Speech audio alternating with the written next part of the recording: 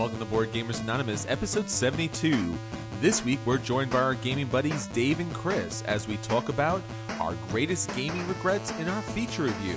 Our At the Table will have Speakerstadt, Medici, and Terra Mystica.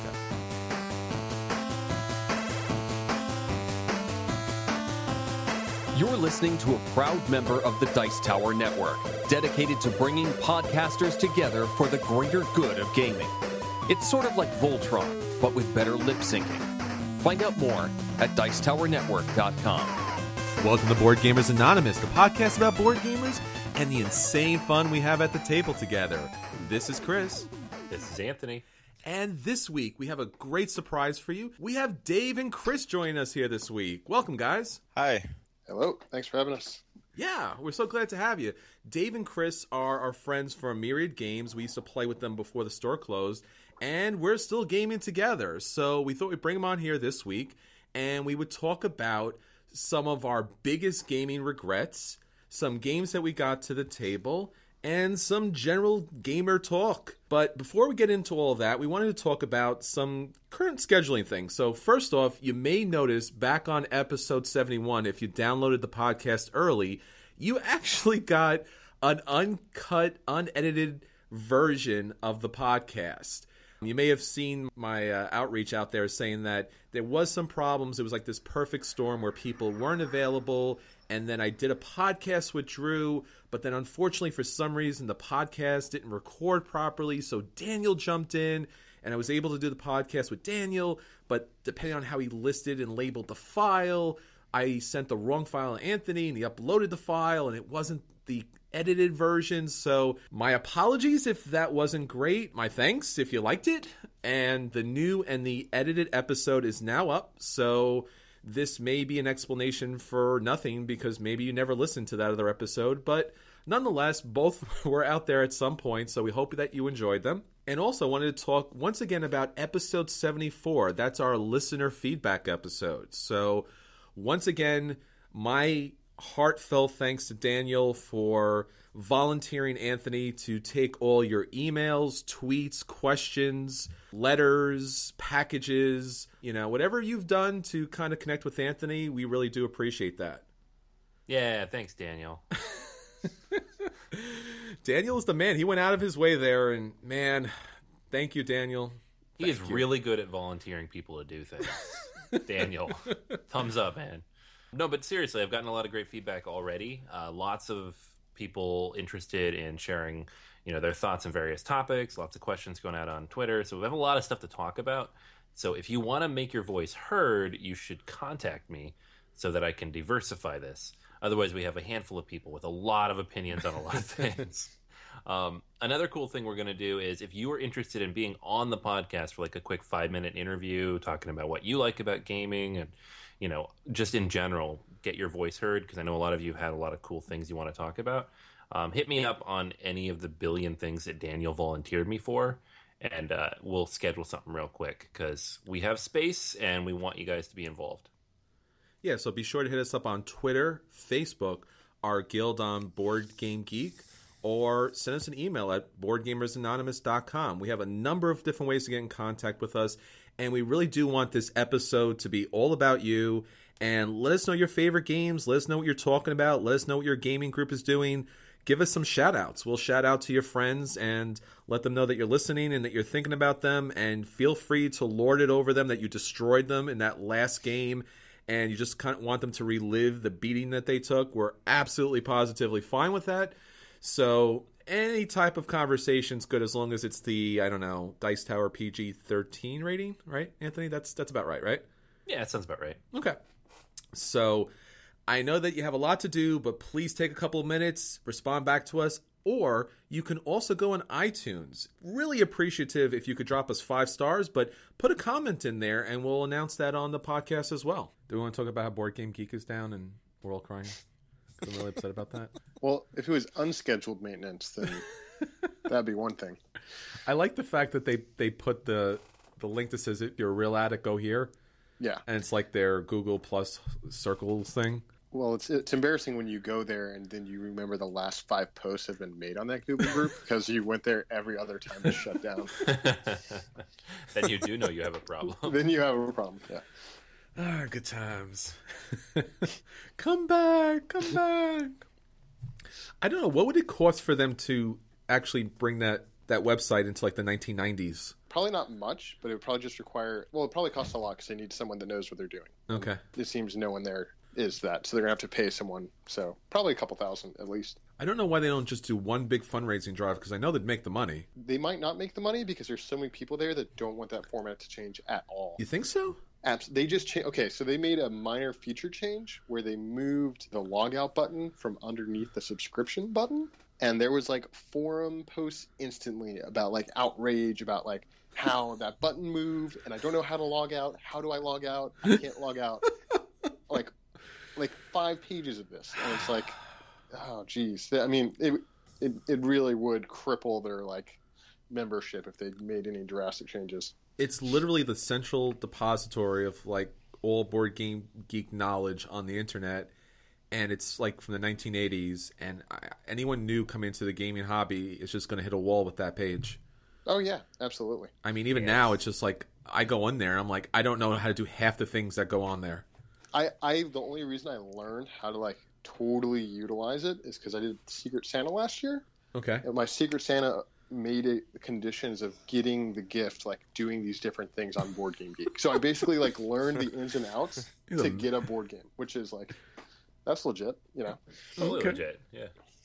So why don't you share one or two of the things you learned how to do that would surprise us that we don't know how to do? I don't know if it would surprise you, but there's like a whole bunch of weird like sticky forums to get like free, like to get your avatar, to get your Geek Gold, to get your micro badges, to like that we could go in and find users in your area that you can, you know, see the analytics of the game in a little more detail. I mean, it's really not that deep. Like nothing on Board Game Geek is so, I don't know how to say it. So arcane? Yeah, there's nothing arcane on there, but it's just hidden. You know, there's a lot of hidden information that's mostly useless. It's a shame. There's a lot of good information there, and then like I learned something, I started doing it. Next thing you know, you get like 500 posts and connections and stuff, and it's just way too much. Yeah, well, it's like some of the best things are like really just making efficiencies out of their system. Like there's like the meta list for geek auctions if you're into the auctions there. Yeah. And then if you find out about that, there's another one that's like the aggregation of the geek list items from auctions that are put onto the meta list. Jeez. And you can subscribe to that, and then you see every auction item that comes up as it comes up. But most people don't even know about the meta list, so like 20% of the auctions don't get on there, and like people don't post it right, so like don't even work at all. I don't know. It's weird. I mean, I feel bad. I never did any of the auctions because I just stay away from it because it's too much of a hassle. Oh, but the auctions are awesome. The auctions are the best part about Board Game Geek. Yeah. You get games for like crazy low prices on there, which is a shame. That's how I got Speaker Start. Speaker Start! All right, so with that said... And now, at the table with BGA. Now, our at the table this week, we got 3 great games to the table. So, Anthony, tell us about Terra Mystica. Yeah, definitely. So it was an awesome day. We headed over to Dave's house, and Chris joined us, and Daniel was there, and we played all these great Euros, which is another awesome thing, because usually if you play a lot of games in one day, half of them are 7 Wonders and random card games that nobody actually wants to play. So we played a lot of awesome games. Dave and Chris are going to talk about a couple of them here in a bit, but the one I wanted to talk about that I kind of begged to get to the table when I saw it was Terra Mystica. I haven't played this one in much too long, despite owning a copy of it, and it is one of my favorite games, regardless of where it deserves to be ranked in a certain top list.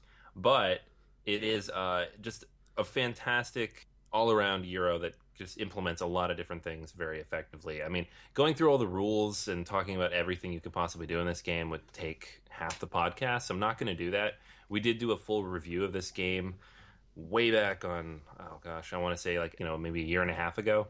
So if you want to hear like the full blown thoughts on the game, you can head back there.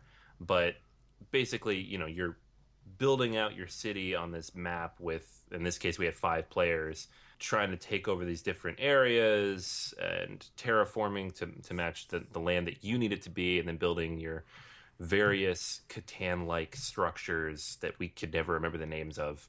Some of them are towns or settlements or something, and getting all these different bonuses from all these different things you're trying to do, and then trying to manage your workers and your priests and your money, and running out of half of it at any given point in time. Again, not the best description of the rules, but definitely an awesome time. Very happy to have gotten that back to the table. Eager to get it back out again now that we've kind of refreshed on the rules after all that time. Yeah, we talked about this on episode 22, so you can get a full kind of playthrough, walkthrough on that. But I know that Dave just kept remarking on how he felt that this game should be the number 2 game of all time, and just not dispute that any longer. So, and as a Euro gamer, I understand. We go to Dave when it comes to Euro games. That game is very overrated. That's all I'm going to say. Would anyone we know, Dave? There's no way it's the second greatest game of all time. I can think of like 30 other games I'd rather play instead of that. But it's a good Euro game, still. There's many other games in the same genre, strategy games, I'd rather play than Terra Mystica. And I don't hate the game. Like, I'll play it. I'm not going to be enthusiastic about it. But, you know, it's a little bit dry. Like, the priest track is dry. I feel myself losing interest halfway through the game. We're just doing the same thing over and over again. And, like, priests don't feel like priests. It's just another form of cash, and so are workers. So you have, like, 3 resources, like cash, workers, and priests. And you're just building these different structures and terraforming the landscape. The game looks pretty on the table, but the dopamine isn't really flowing. That's what I'm really going for. That's how I rate my games.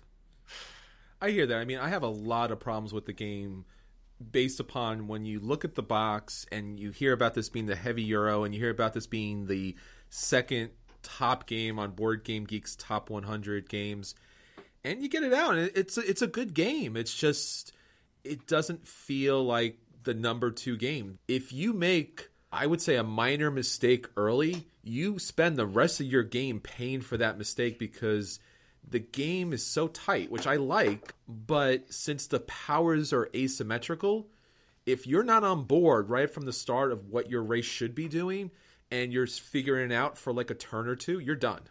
There's really very little opportunity to come back from then. I just want to say for Terra Mystica 2, like, I know the component quality is awful, and, you know, it's really abstract, and the way I think anyone could tell that is, like, the online play community of Terra Mystica is huge. There's like hundreds of people playing it, and that implementation has no soul.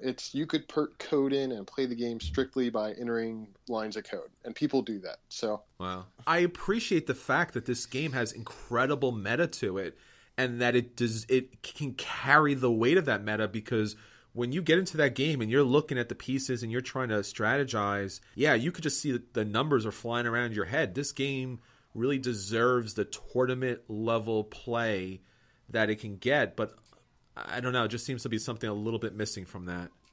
I've omitted some of my biggest problems with the game. So number 1, the bowls of power is very fiddly, and it's like, I don't get the thematic reason why you have bowls of purple pieces of wood. What I hate even more is the 6 tiles for each round that incentivize building certain structures, upgrading things. And if you're not following that program that you're setting up each game, if you're not trying to maximize the bonuses that you can get from that, you're going to fall behind. You're not going to be competitive in that game. And I prefer when the game's more open and I have a bigger array of choices of interesting things I can do. Yeah, I think for me, the pain about this game is not hate, it's just disappointment. Because I do like the game. I do like that how much of it makes you invest mentally into the game. I just wish it would just do a couple of things a little bit better, and maybe the asymmetrical powers would be more thematic and more integrated with everything else you're doing. Because the asymmetrical powers seems almost like if you don't do it right, you're doing it wrong, and everything else is just building the same type of way. But it's a good game. I like it. I would pick it up if it was on sale, but it's not something I would pick up at full price. I don't know what you guys are talking about. This is like an epic fantasy adventure. Thematic. There's so many different factions. You could tell there's lore in this. It is, and the theme is the same theme like Splinter has theme, where if you look at the big picture, you see the houses are producing workers when you play them, the churches producing priests. It's there. Yeah, use your imagination, guys. It's a board game. I feel like this has the same situation going on as Lords of Waterdeep, where people that are not playing Euro games, they know that there's dwarves and elves sprinkled in there somewhere, and warriors and clerics, so they want to play that, and they're playing a Euro game, dry, soulless Euro game with something painted on. And Terra Mystica is somewhat in the same category, but like I do like that the witches fly around and the dwarves go underground. That's neat, but it just doesn't excite me as the way it does to Anthony. So. Yeah, I mean, that's fair. I mean, I totally understand where you're coming from, too. I was actually surprised I like this game as much as I do. And when people ask me why, I have a hard time finding an exact reason why. I just enjoy playing the game. I like everything kind of flows together, and you're building up, this engine based on whatever specific asymmetrical power you end up having. So I enjoy that, and I have had a fun time every time I played this game. I do agree, though. I don't think it's number 2 all time. I would put it in my top 50. But I don't think it would make my top 10. I just want to say before we move on that I disagree with both of you guys complaining about the component quality. Oh, components. Like, I don't have a problem with that at all. Like the little shapes of the different buildings, and I like the colors that they painted them.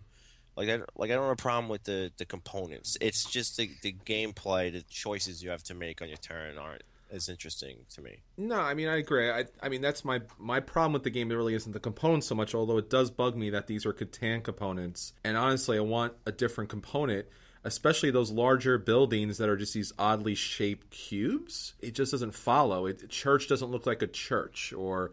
I mean, it's just these weird kind of squares and cylinders.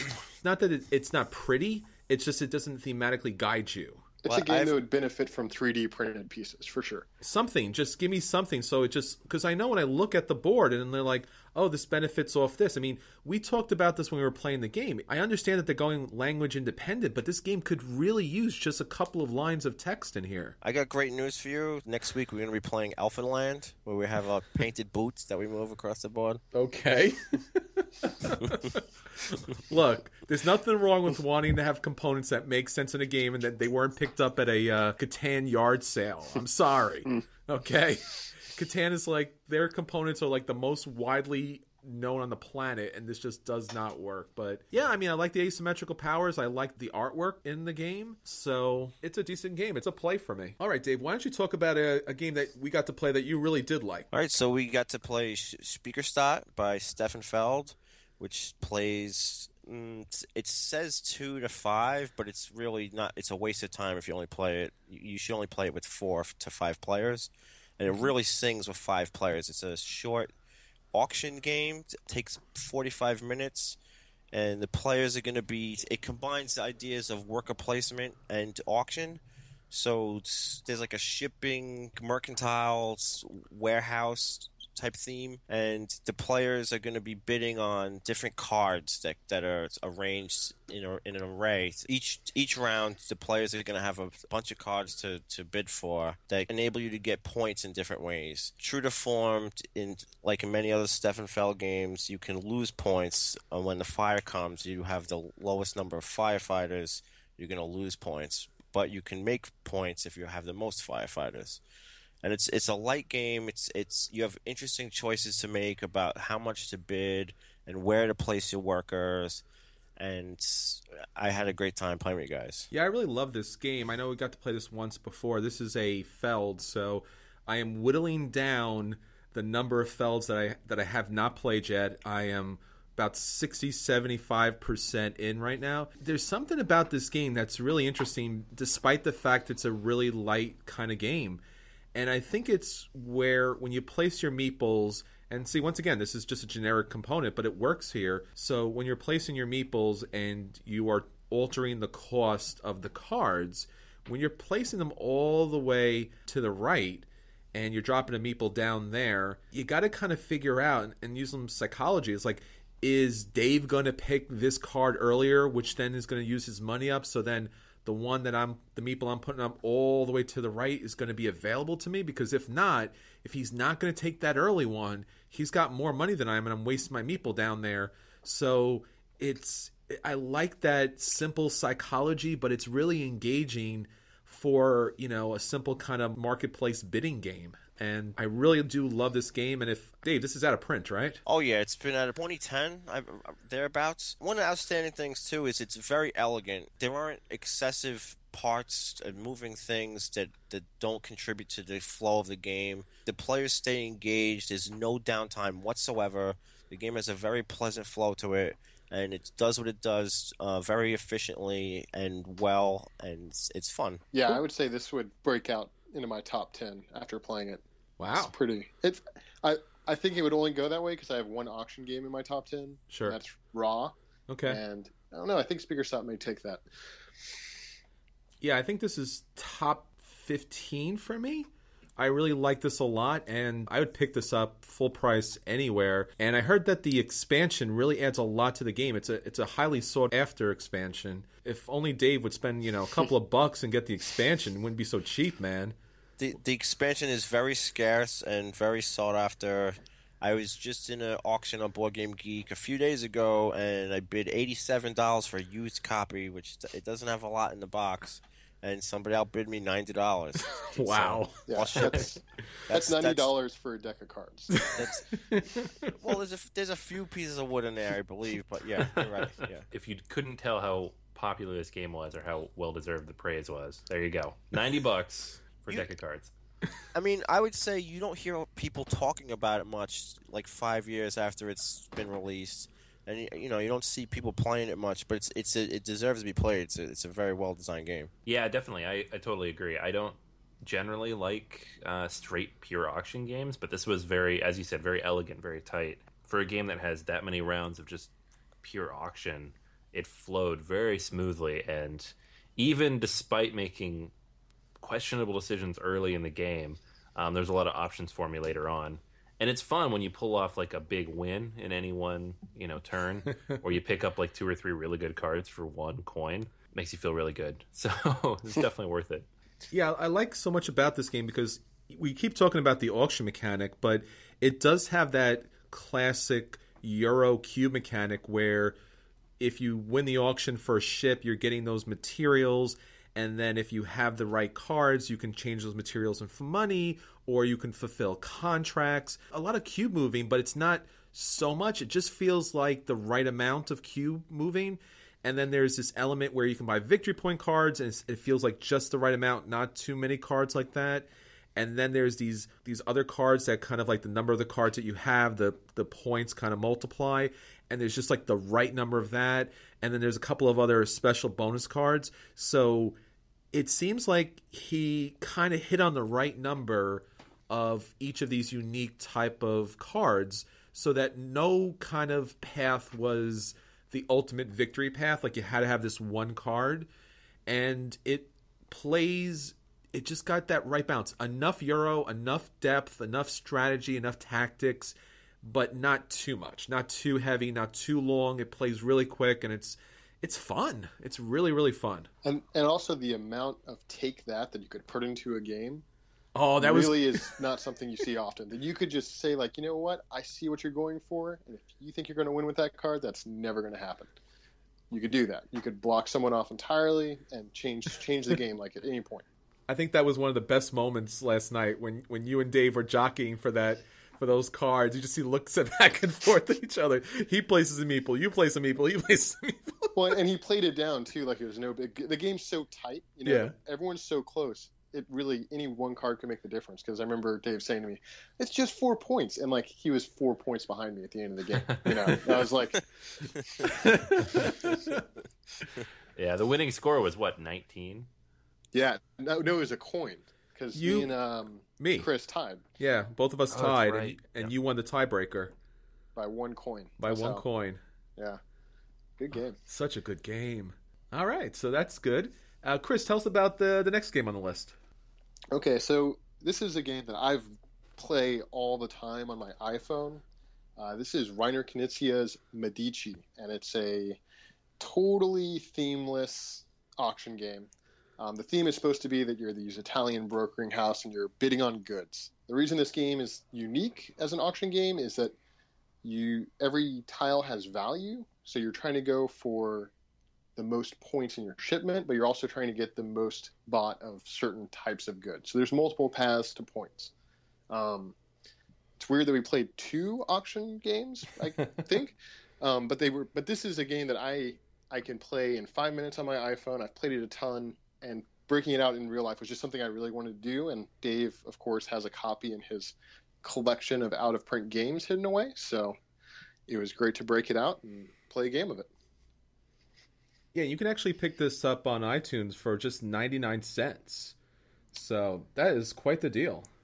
Yeah, and the replay value on the iPhone it's really high. I think that AI can be set to a pretty extreme level of competency, and it can be pretty frustrating losing to robots that way. But what I really like about that game is when you're trying to win these auctions, you want to get enough or a lot of one color, so you move up the track and get those bonuses.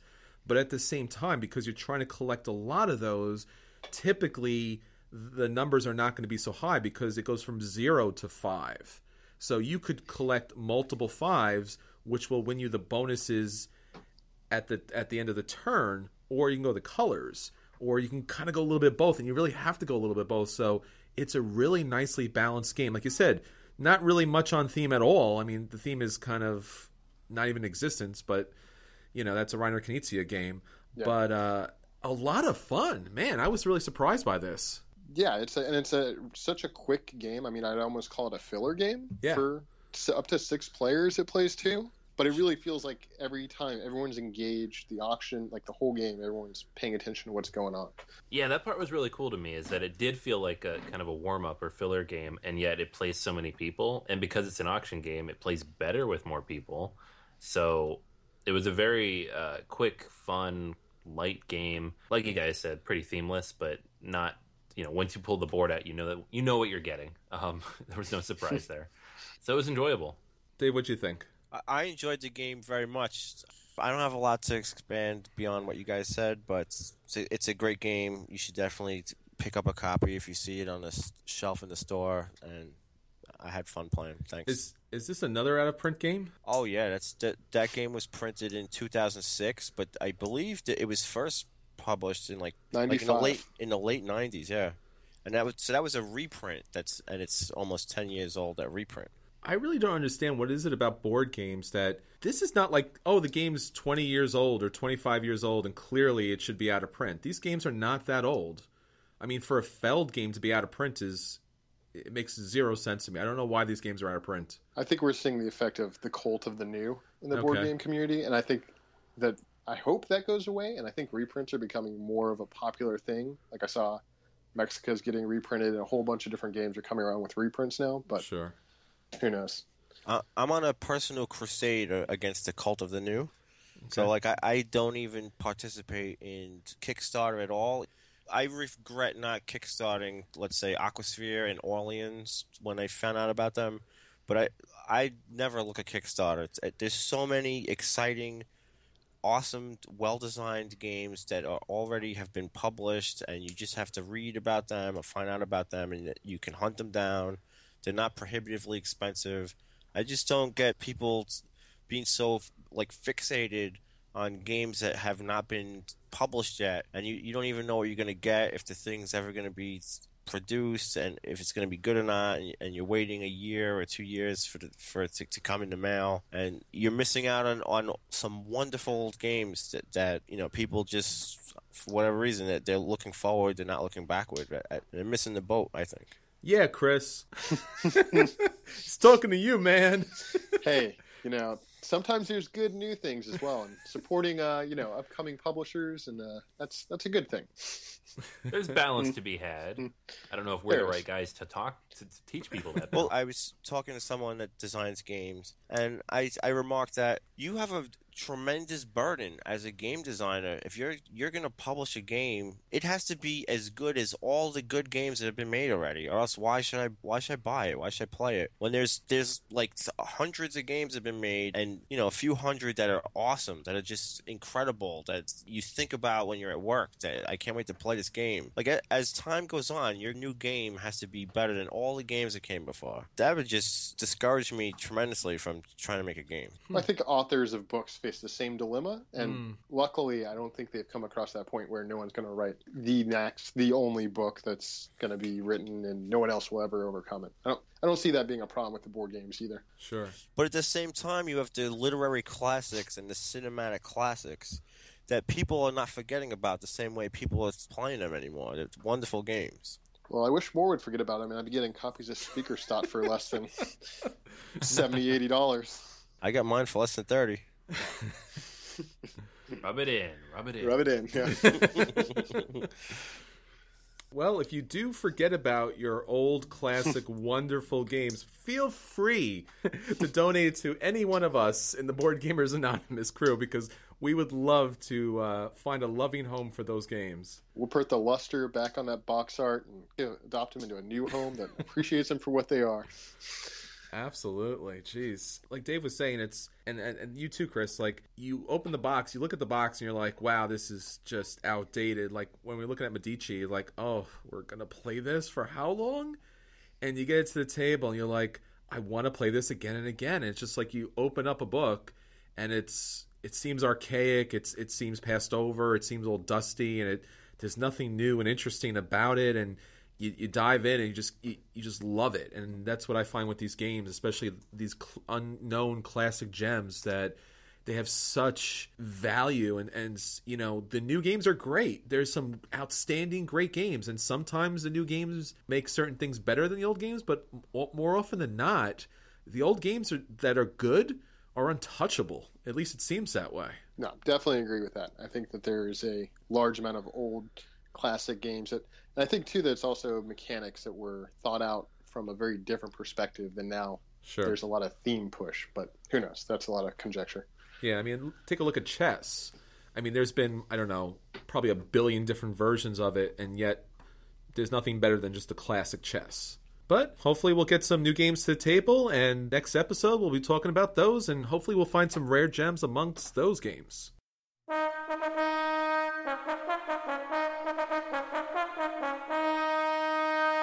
And now, BGA's feature review. So for our feature review this week, we're going to talk about our biggest gaming regrets. You know these. You're really excited. There's this great new game coming out. Maybe it was on Kickstarter. Maybe it was this rare, supposed classic game.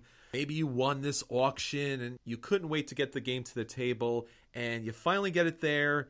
And it just is terrible, or it's such a disappointment, or the hype was just too big, and there's just something about that game, something about the experience in gaming, something that just totally, utterly let you down, that it just sticks with you and haunts you. And usually haunts you because it's a giant cardboard box that's in your closet and you can't get rid of it because no one's going to buy it from you and you're stuck with it. But nonetheless, these are the biggest gaming regrets. So to start off, I'm going to start with one of my biggest gaming regrets, and I do hope that it won't stay this way, but when I was starting to get into the more thematic games as part of the board gaming hobby, one of the games that I was really, really looking forward into getting was Star Trek Fleet Captains. Now, in particular, I learned about this game when I started watching the Dice Tower videos with Tom Vassell. And I think at that time I was looking up Star Trek stuff because, yeah, I'm a geek. Okay, we get it. They had Star Trek Fleet Captains, and it was amazing. It was this huge box, and in the box had, I would say, somewhat authentic miniatures from the show. So you actually had the Enterprise D, and you had the classics, and you had all the different ships, and it was like these really cool models. It was individual ships and not just kind of a generic starship. It was each of the ships from the TV show and the movie, and you could play all of these ships. And in the box came the Federation, and it came the Klingons, and it had all the classic Klingon ships, and how could you not want to play this? And it had all the cards, and the cards were very thematic, and it has the screenshots from the show, and they were really nice and shiny, and it was huge, and it was epic, and it was this big space battle, and it was going to be really thematic and strategic, and I was so excited. And then I got the game, and I opened the box, and it was HeroClix. And the HeroClix wouldn't turn, and the bases were kind of messed up, and some of the ships were kind of broken, and The cards were incredibly thin, and the tiles weren't really tiles. They were these super thin pieces of paper that with the slightest breeze, they would fly off the table, and you were supposed to put your ships on them, and they were supposed to flip over, and they really couldn't do that because they would even curl up a little bit. And the insert that was supposed to hold all these ships was incredibly complicated. It wasn't labeled, and if you didn't put the ship back just right, it would break off one of the pieces, and it was just tragically complicated. And the rule book was a nightmare. It was this overly complicated kind of stereo manual where you had to kind of flip through all the pages just to figure out where you were going. And because the rule book was so complicated, and because the game was so expensive, when it first came out, it was going for $100 just for the base set, that nobody was reviewing this game to any large detail. Nobody was doing walkthrough videos. No one was giving explanations. And then I came to learn about the poor production quality of WizKids and their poor customer service, because all I was reading on the Board Game Geek forums was how many people had broken ships, how many of these click bases weren't turning, and I was finding the same thing, they weren't turning. How people were putting up these elaborate drawings where you had to unlatch the bottom and you had to go in there with an X-Acto knife and you had to trim off the extra plastic so that it could turn. And then even if when it did turn, you put it on the board, you really couldn't see the numbers anyway, so people recommended you buying these additional pieces to kind of keep markers on your cards, and it was exasperating. And then on top of everything, the game really wasn't strategic. It's a kind of thematic game, which was interesting because when you would move on to a new tile, you would roll a die, and then what would happen was you could have an encounter, and if it was an encounter, you would actually have one of the incidents from one of the TV shows. So it's pretty cool. So you would land in, oh, that was the Tribble episode. All of the Star Trek that I grew up with was here available in this game. But unfortunately, because of the huge cost, nobody was buying it. Because of the lousy miniatures, no one was getting this to the table. Now, if that wasn't enough, but unfortunately, because I was such a Star Trek geek, I picked up the expansions. So I not only doubled down, but tripled down because I picked up the Romulans because I'm a big Romulan fan. And then the Dominion came out and I had to have the Dominion. So right now I have Star Trek Fleet Captains and the 2 expansions, and they have yet to get played. And it just, it's really my biggest gaming regret. That's a pretty big regret. That's a pretty expensive regret too. Very expensive regret. And I think on top of which too was not long after Star Trek Attack Wing came out. So it was still WizKids, but at least it was painted miniatures and it had a decent gameplay to it. So now I have Star Trek Fleet Captains and Star Trek Attack Wing. So I have a whole bunch of Star Trek, and Star Trek is kind of hard to find people to play with because you have to be a real Star Trek fan to love these games. Yeah, I think that's all the Star Trek games, unfortunately, carry that. But I'm here for you. I'm a Star Trek fan, and I understand the pain. I'll agree with that one. WizKids!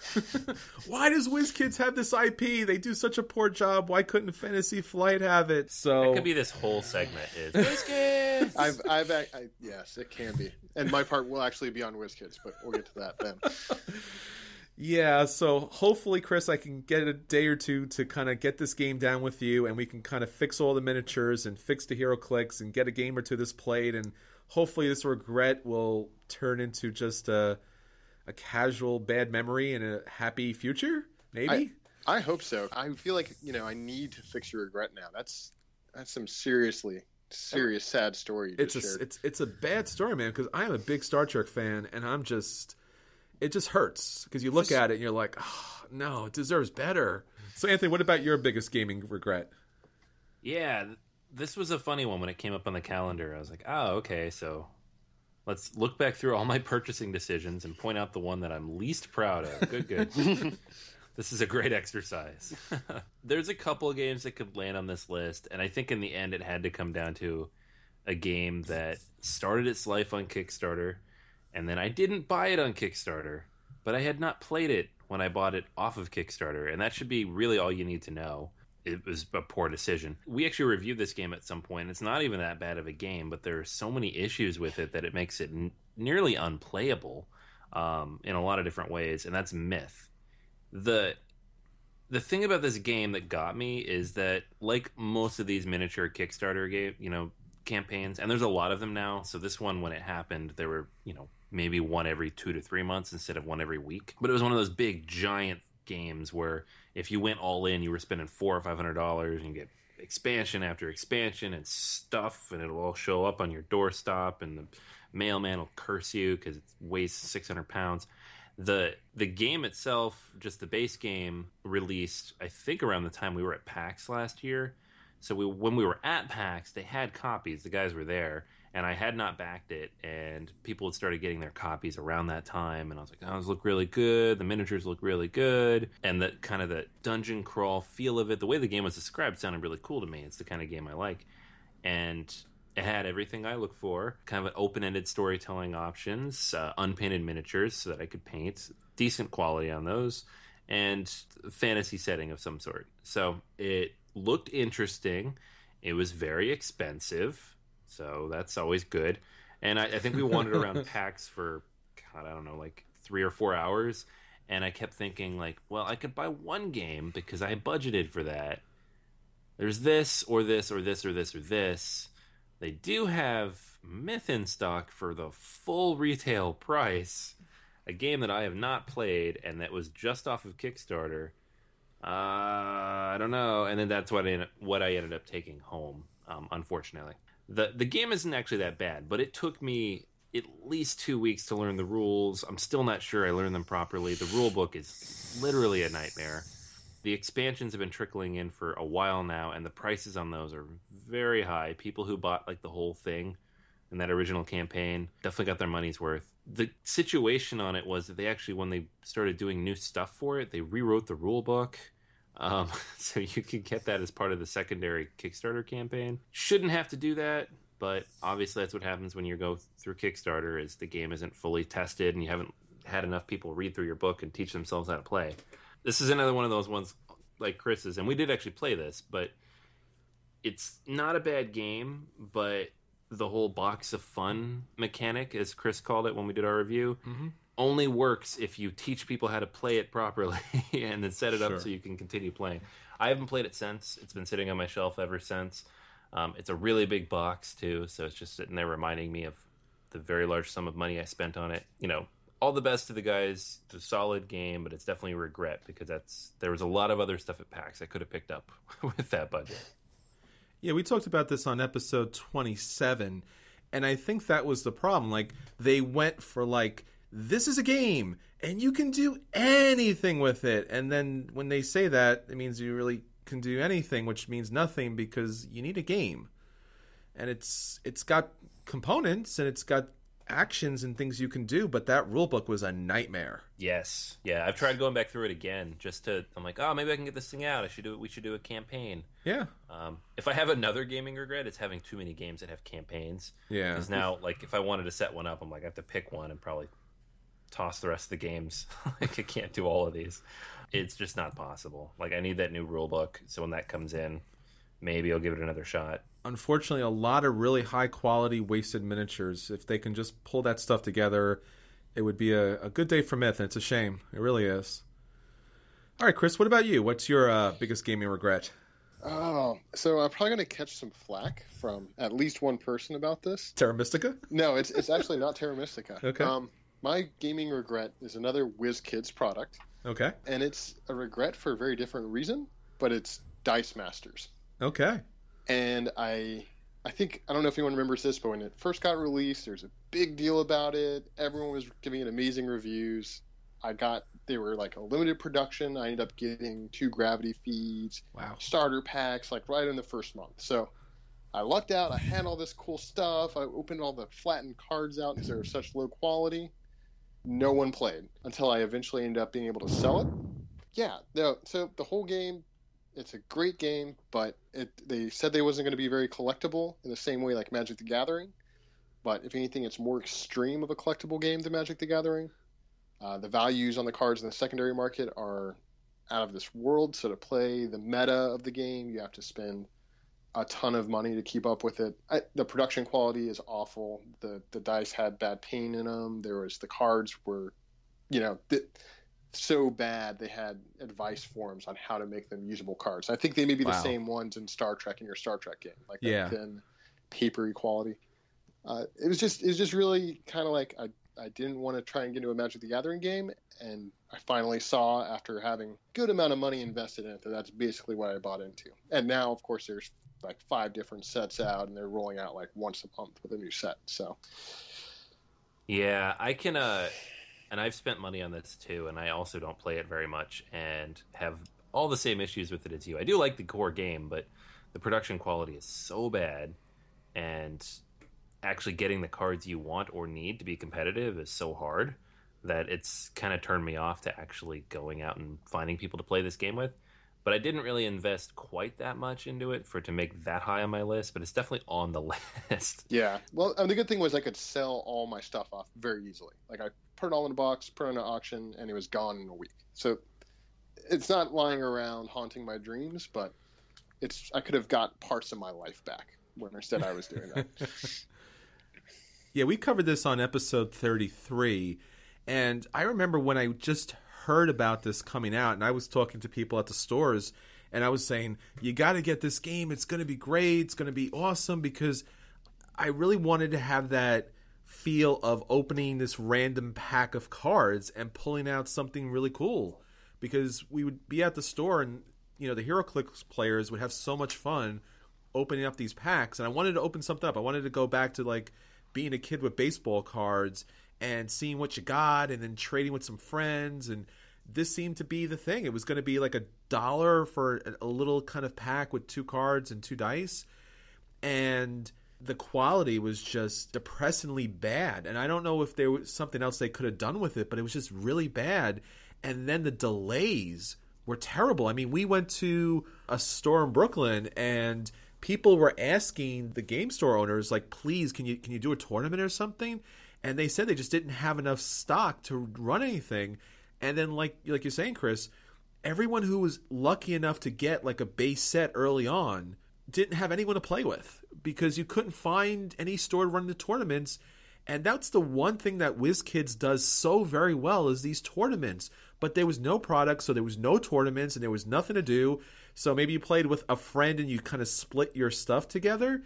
And then now they've overproduced on all of these other different versions of it. So even if you did want to play it, who owns what and who owns this, that, and the other? It's like, it's fine, but you really can't pull together a really good meta, because there's just a ton of random stuff, and the meta's just exploded. Yeah, and it's literally, you were unable to keep pace with it. No, you can't. And they pulled my heartstrings with, there was like Avengers versus X-Men. Yes. Awesome. And then it's like Yu-Gi-Oh! And Dungeons and Dragons. And I'm like, do I have to buy Yu-Gi-Oh! To stay current? You know, like, and then they're like putting dice rarity now. I want to say one last thing about the economics of it, and I didn't realize, if I would have thought about this beforehand, I would have stopped and never bought into it. But you could buy a Magic the Gathering booster pack for like, what is it, like $3.99? Does anyone know? I don't know. It's somewhere in the $3-4 range. Okay. That You're sounds guaranteed. right. Yeah, you're guaranteed to get 1 rare card. Dice Masters, you pay $1 for 2 cards. You really have to buy at least 10 packs to get a rare card, at least. So you're paying 3 times as much compared to other collectible card games to get the same competitive cards that you need. And people will be like, "Oh, well, you only need 1." But the whole system, it's made to trick the human mind into thinking you're saving money on like a collectible. Sure. And I think a lot of other podcasters were talking about this, that they had like so many extra junk that they couldn't get rid of. And I think there was a number, like when you had to buy a gravity feed in order to get, what was it, like 1 rare and 1 ultra rare or something. There was like just very few in a whole gravity feed. Yeah, 1 super rare per gravity feed.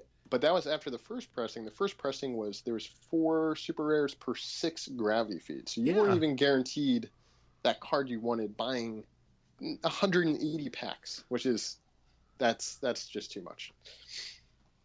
Yeah, and the meta too, the way it kind of ramps up, it's just, you just can't keep up. Because I know when I play Star Trek Attack Wing, it's like you have a couple of ships and you're really enjoying playing the game, and maybe you'll pick up 1 or 2 more as time goes on. and then they release a whole nother thing. And if you're trying to play even slightly competitively or in a tournament, it turns out that you need this one card from this other set, and you need one card from this set and one card from this set, and then you have almost an unbeatable combo. But in order to do that, you have to buy, like, I don't know, 10 gravity feeds, or you have to, spend, $500, and then people do that. And then it doesn't become fun anymore. Yeah. But, I mean, that's how these publishing companies stay in business. And, if that's what they do to get revenue and they make other games on the side, I can't get too angry, Yeah, I just think a lot of disappointment with that, because I think it could have been something great. All right, Dave, what about you? Okay, so I have two gaming regrets that I'd like to talk about. Number one is Brussels 1893. So this was one of the, to me it seemed that 2013 was a great year for Eurogames. We had 4 Stefan Feld productions. We had Glass Road. We had there's a lot of games like Russian Railroads. There's a lot of good Euro games, and supposedly one of the best ones was Brussels 1893. Ryan Metzler declared that it was the best game of 2013. So I was very excited about acquiring a copy of it, and I was crushed with disappointment when I played the game and I saw how it worked. And I didn't think it was fun. And I thought it was really ugly, too. This is a great example, too, of a discussion I like to have a lot, of theme in Euro games, where most Euro enthusiasts, and I'm a Europhile, a Euro zealot, will tell you that the theme is secondary, it's not important, we're really looking for crisp gameplay mechanisms that are interesting and present us with interesting choices. But really, I feel like the theme is still important. And, I have to care about why are we moving all these bits on these tracks and these cubes, and, why? So, Brussels 1893, we're a bunch of rich Belgian art dealers. I don't care. And I like fine art, by the way. I like the Art Nouveau.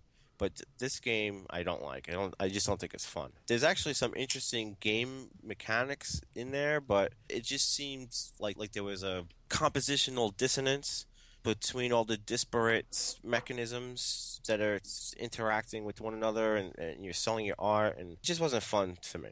So that was a disappointment, especially after the all the rave reviews it got from reviewers I trust. What do you guys also didn't like Brussels 1893? No. We did a review of this maybe a year ago. We had roughly the same opinion. We were staggeringly disappointed. And it was kind of the same reason. I think what we said was it was too fiddly, and it felt like there were things just being tacked on for the sake of having them. Like they were trying to shoehorn in thematic pieces that didn't fit. Or maybe they were playtesting it and they thought they needed to add a mechanic to make the whole thing work. Just didn't really all come together. It was not crisp. It was the opposite of crisp. It was a fiddly mess. Yeah, we covered this on episode 33, and I was really looking forward to this. Not just Ryan Metzler, but Tom Vassell, who is usually not a big Eurogame fan, was like, I really like this. And I was like, oh, all right, so a thematic guy really likes a Eurogame. I'm like, I'm really looking forward to this, and we got a chance to play this.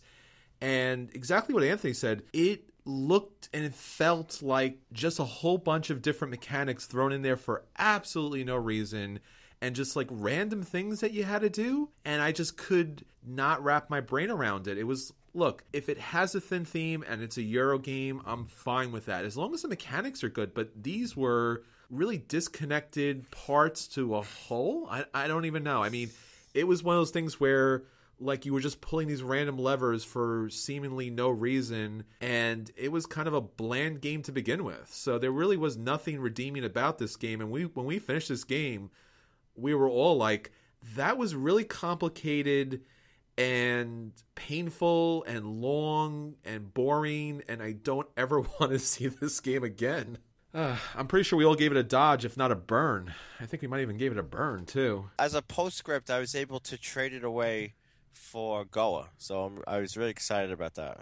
That is an awesome job, my friend. Awesome. See, this is one of the other benefits of you, all of our listeners. You need to be on Board Game Geek. You should be rating games, And it's fun to trade games with other people. You have a game that just isn't hitting the table, and why have it sit in your shelf? You eventually you're gonna have storage problems. You could trade it and get something you like. That's exciting in itself. Like, shipping off your game you're not interested anymore, and you get a brand new game. You're not laying out new money. It's exciting. Nice. So I have another gaming regret, and it's different from all of our other regrets. And that is when I started playing modern board games about like 6 years ago. I was in a meetup group, and I had been playing games for a few months, and I was really excited about it. And somebody asked me to play Tigris and Euphrates, and I looked at the game and I thought that looks ugly or not interesting, and I judged it on what it looks like. And I regret that I have not played Tigris and Euphrates until I just started playing it like maybe 2 months ago. Okay. And I love the game. It's a masterpiece. It's a wonderful game. Nice. So, all of our regrets aren't just monetary. You could pass up a game because it doesn't have the attractive components that you're looking for, but it's really actually a fun game. I know who you're talking about there. Anthony, man, he went right after you there. Yeah, that was totally at me. Well, it's funny. I have a lot of trouble getting this to the table with many of my friends, and they had the same reaction I had like 6 years ago. They look at the game and it's like, this doesn't look fun. And then, once you put on the table and you actually try to play a few rounds, you're like, wow, this is awesome. This is an awesome game. I'm going to get you guys to play it, and then we can talk about it in a future episode, hopefully. Yeah, absolutely. I would love to play this. Yeah, one's been on my list for a while. I wonder, though, too, if the new version makes it look slightly more appealing. Fantasy Flight's doing it, so it's definitely, the glossy, high-production makeover that it probably deserves at this point. Dave's right. Even for us as kind of hardcore gamers, we do get turned off from time to time, and for no good reason, because we've played a lot of games that maybe look bland but play excellent. And then sometimes you get a nice glossy, fancy, Cult of the New, and it's just terrible. Zaya. Yeah, so yeah, you definitely get those that kind of pop up. So I guess we're glad to take the bullet for you. So keep listening, and we'll take some more bullets, and hopefully, on the other side too, let you know about some great games that maybe you haven't had a chance to play yet, or some other great things about the hobby. So if you've never gotten involved in a tournament, that might be something that you might regret, because tournaments can be a lot of fun. If you've not been to a con, that could be a big gaming regret, because cons are a lot of fun too. And then on the other hand, be careful about CCGs, because they could just suck your life and money away. So there are a lot of different things to kind of keep an eye out for good and for bad. And all, we're all gamers, and we're all exploring this great hobby, and every day we're learning a little bit more. So that's everything for our biggest regrets in gaming. So that's everything for this week. Please keep in contact with us on Facebook, Twitter, BoardGamersAnonymous.com, our guild on Board Game Geek, and especially our Patreon account. We would love your support. You can always give us a review on iTunes and Stitcher. Until next time, this is Chris. This is Anthony. This is Chris. This is Dave. And we'll save you a spot on episode 74. If you don't make it, it's going to be a big regret, because all it's going to be is Drew complaining about Lord of the Rings and superhero board games. Come on, guys. Save us.